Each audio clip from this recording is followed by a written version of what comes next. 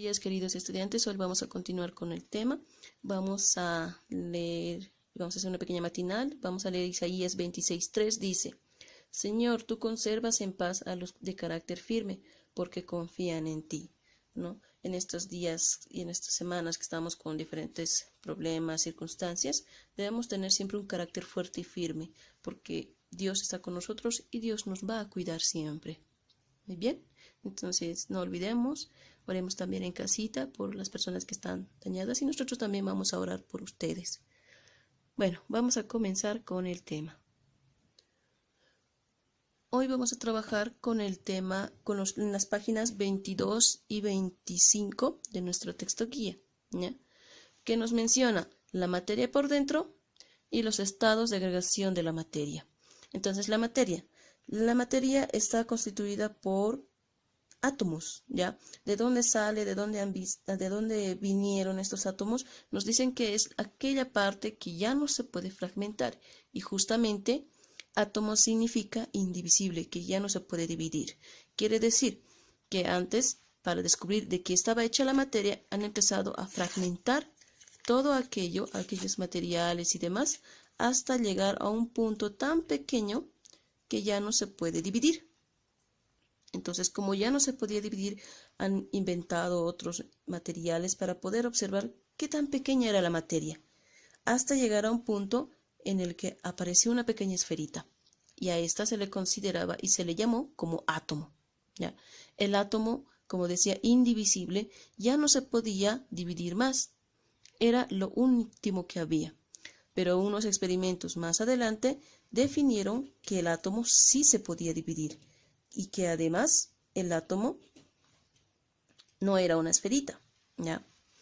Aquí, por ejemplo, tenemos el modelo de un átomo.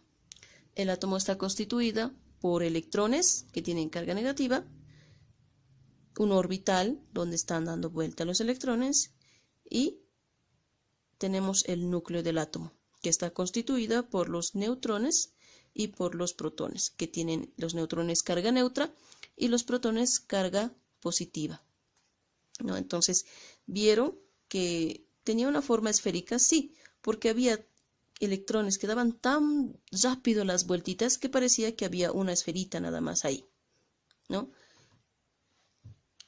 Pero resulta que no había sido así. Nos dicen que una universidad sacó una fotografía a la sombra de un átomo. Entonces, este pequeñito que está aquí es la sombra, es el átomo. Miren qué tan pequeño es, parece algo tan insignificante, pero es parte fundamental de toda la materia.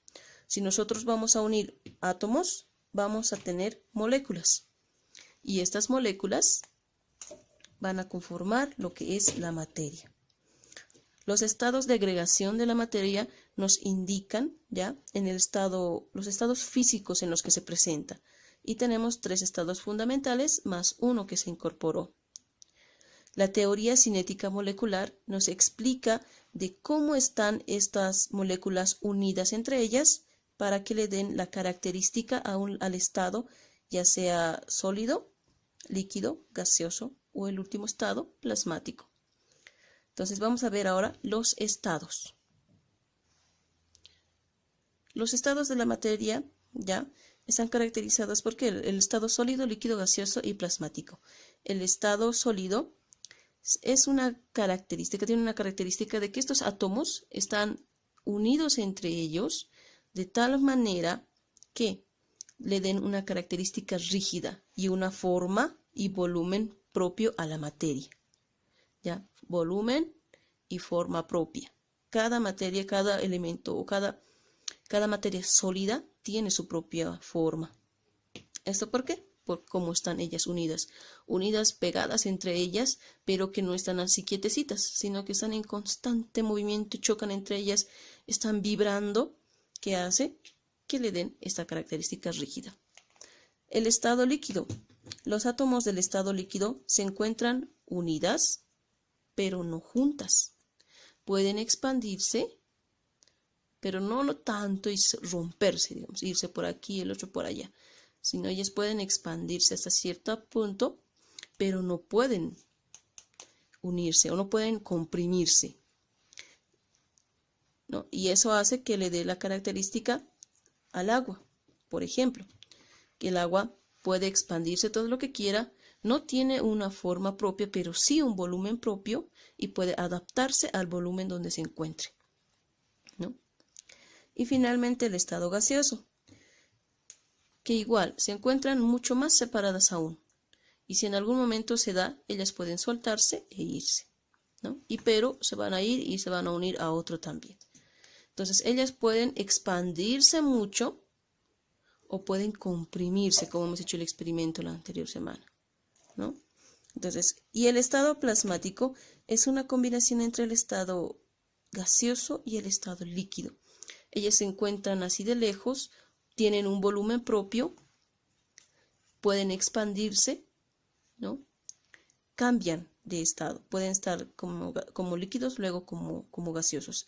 Un claro ejemplo de esto es el Sol, que se sabe que es una masa gaseosa que está en constante hervor y que empieza a destellar gases, emana gases, y esos son las ondas que mandan hacia la Tierra, ¿no?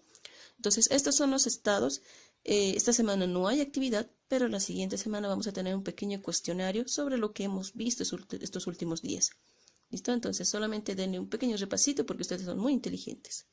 Entonces, nos vemos en la siguiente clase.